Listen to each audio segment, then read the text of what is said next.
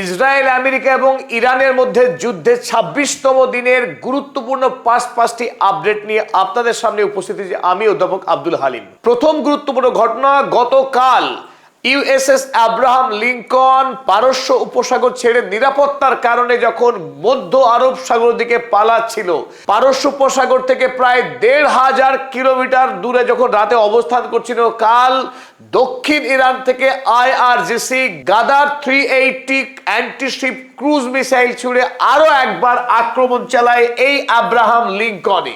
যখন গাদার 380 মিসাইল আসে পড়ে ইউএসএস আব্রাহাম লিঙ্কনে, তখন ব্যাপকভাবে অগ্নিকাণ্ড শুরু হয় এবং বেশ কয়েকজন সেনা আহত হওয়ার খবর পাওয়া যায়। আর এই খবর প্রকাশ করেছে ইরানের প্রেস টিভি, ফার্স্ট নিউজ এবং ইরনা সংবাদ এজেন্সি।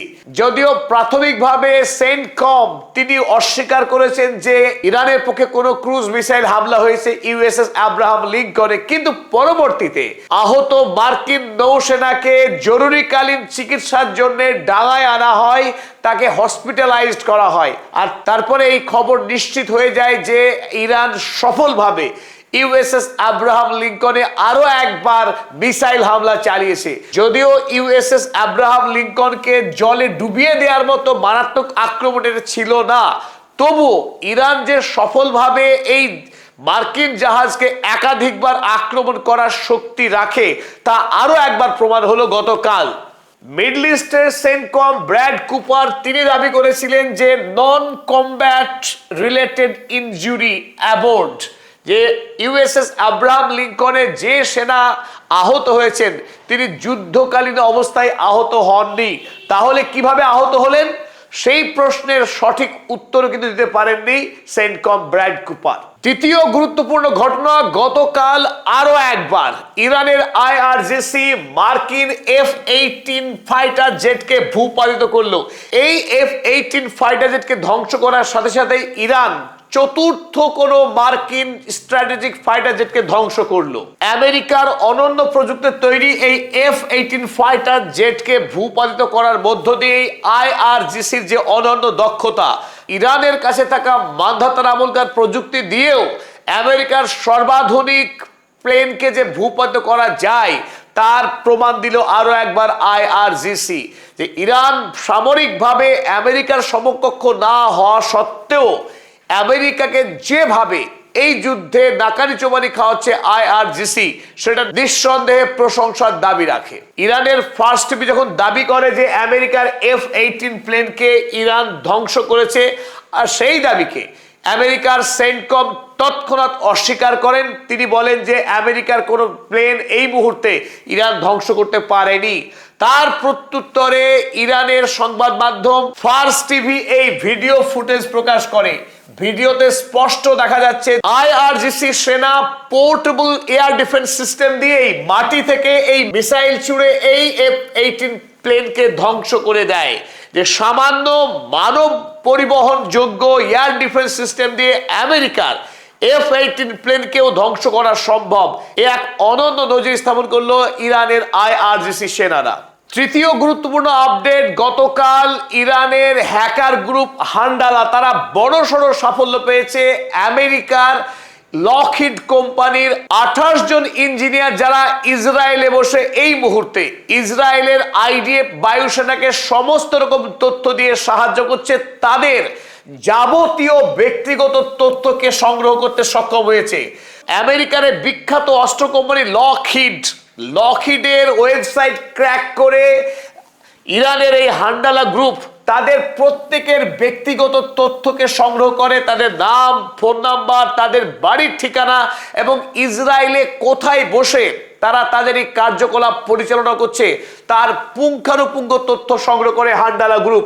এবং আজ হান্ডালা গ্রুপ তাদের ওয়েবসাইটে তারা এই ছবি পোস্ট করে দেখিয়ে দেয় যে তাদের কাছে এই মুহূর্তে আমেরিকা থেকে উড়ে আসা 28 জন গুরুত্বপূর্ণ ইঞ্জিনিয়ার যারা ইসরায়েলি যুদ্ধ পরিচালনায় অত্যন্ত গুরুত্বপূর্ণ ভূমিকা পালন করছে এবং ইরানের স্ট্র্যাটেজিক এয়ার স্ট্রাইক চালানোর ক্ষেত্রে যারা গুরুত্বপূর্ণ ভূমিকা পালন করছে তাদের যাবতীয় ব্যক্তিগত তথ্য এই মুহূর্তে ইরানের আইআরজিসির হাতে তুলে দিয়েছে হান্ডালা গ্রুপ। এবং এই ইঞ্জিনিয়ারদেরকে কঠোর হুমকি দেওয়া হয়েছে, আগামী 48 ঘন্টার মধ্যে অবিলম্বে ইসরায়েল ছেড়ে তাদেরকে আমেরিকায় যেতে নির্দেশ দিয়েছে হান্ডালা গ্রুপ। যদি তারা ইসরায়েল ত্যাগ না করে, অবিলম্বে তাদের ইসরায়েলি ঠিকানাতে বম্বিং করে তাদেরকে উড়িয়ে দেওয়া হবে, এই কথাই জানিয়েছে ইরানের হান্ডালা হ্যাকার গ্রুপ। এই লকহিড ইঞ্জিনিয়ারদের পাশাপাশি মোসাদের প্রাক্তন কর্তারও ব্যক্তিগত অসংখ্য তথ্য হান্ডালা গ্রুপ গতকাল সাফল্যের সঙ্গে উদ্ধার করেছে, যা আগামী দিনে আইআরজিসির স্ট্র্যাটেজিক স্ট্রাইক চালানোর ক্ষেত্রে, ইসরায়েলের বিভিন্ন গুরুত্বপূর্ণ সামরিক কেন্দ্রে আক্রমণ চালানোর ক্ষেত্রে আইআরজিসিকে তথ্য দিয়ে সাহায্য করবে বলে অনুমান করা হচ্ছে। হান্ডালা গ্রুপ তাদের হ্যান্ডেলে স্পষ্ট লিখেছে, they were given 48 hours to cease cooperation with the Zionist regime. Zionist রেজিমের সঙ্গে সহযোগিতা করা তাদেরকে 48 ঘন্টার মধ্যে বন্ধ করতে হবে, and leave the occupied territories immediately, otherwise their homes would become missile targets।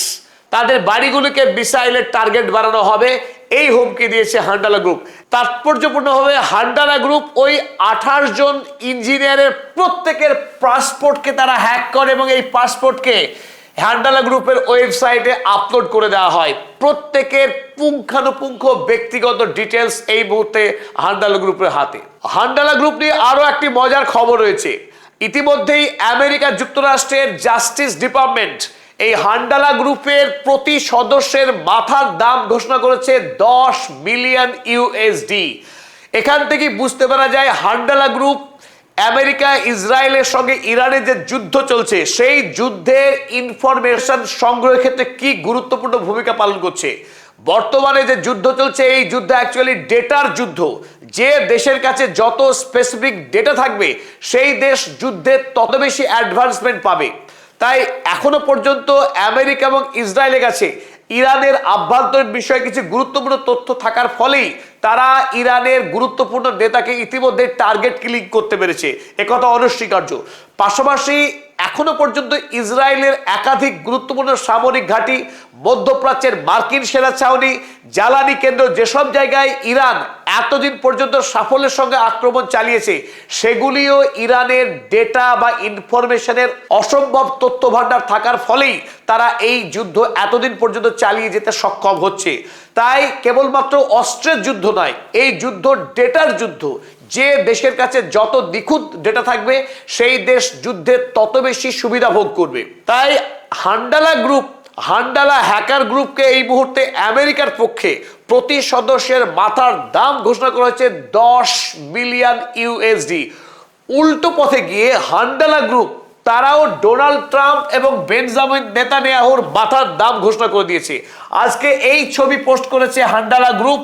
Post করে তারা লিখেছে 50 million USD reward for Trump and Netanyahu. Trump এবং নেতানিয়াহুর মাথার দাম ঘোষণা করে দিল হান্ডালা গ্রুপ 50 মিলিয়ন ইউএসডি। আমরা এও জানি যে আয়াতুল্লাহ মুজতবা খামেনির মাথার দাম ঘোষণা করেছে আমেরিকা যুক্তরাষ্ট্র 10 মিলিয়ন ইউএসডি। তাই মুজতবা খামেনির মাথার দামের থেকে 5 গুণ বেশি মাথার দাম ঘোষণা করা হয়েছে ডোনাল্ড ট্রাম্প এবং বেঞ্জামিন নেতানিয়াহুর। চতুর্থ গুরুত্বপূর্ণ আপডেট, ইতিমধ্যে আমরা জানি লেবাননে ইসরায়েলি আইডিএফ সেনা বর্বরোচিত কায়দায় দক্ষিণ লেবাননের একাধিক অঞ্চলকে দখল করেছে এবং সেই অংশের স্থানীয় লেবাননের মানুষজনকে বাধ্য করেছে ঘর ছাড়তে, তাদের গ্রাম ছাড়া করেছে। এমনকি বেইরুট শহরের বিস্তীর্ণ অংশ এখন ভস্মীভূত হয়েছে আইডিএফ সেনার আকাশ থেকে অন্তহীন বোম্বার্ডমেন্টের ফলে। গতকাল সারাদিন ধরে লেবাননের হিজবুল্লাহ গোষ্ঠী ইসরায়েলি আইডিএফ সেনার উপরে আক্রমণ চালিয়েছে। রেকর্ড ভেঙে একদিনে সর্বোচ্চ 600 আক্রমণ চালিয়েছে আইডিএফ সেনার উপরে, যার মধ্যে ছিল মিসাইল, ড্রোন এবং মর্টার। এই সমস্ত হামলা চলেছে হিজবুল্লাহ আইডিএফ সেনার উপরে, যারা এই মুহূর্তে দক্ষিণ লেবাননের বিস্তীর্ণ অঞ্চল দখল করে রয়েছে।